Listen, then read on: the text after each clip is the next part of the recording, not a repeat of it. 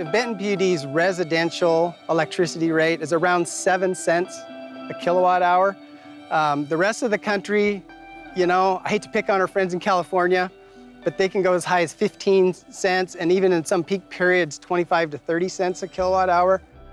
So we're the local electricity provider. So we don't generate our own electricity, we buy it, and we distribute that electricity to about 55,000 customers in our service area. We are one of 135 preference customers of the Bonneville Power Administration. They're a federal marketing agency that actually markets the output of the federal Columbia River power system, which includes all the dams and the hydroelectricity associated with the dams. Bonneville Hydro represents 75 to 80% of our customers' annual usage. At a dam, really, the water has two choices. It can go over a spillway, which is a lot of times what people see when they're driving along the road, right? Or underneath the water, there are large pipes that carry the water into the actual structure of the dam. And inside there are turbines with blades on them. And as the water falls through the blades, it spins the shaft of a generator. And so by converting the mechanical motion of water and then the turbine spinning in an electric generator, you make electricity on the output of that.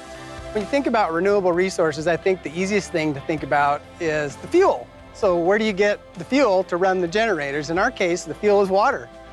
And water, as we all know, that water goes through a cycle of, you know, flowing out or through the river system into the ocean, back up into the air, comes in precipitation and gets put back into the mountains in the form of snow. And so that natural cycle repeats itself every year.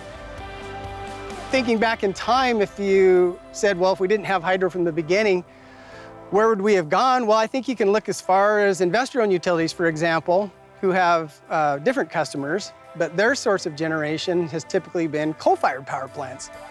I always say we're way ahead of the clean energy curve. And so we can't take hydro for granted.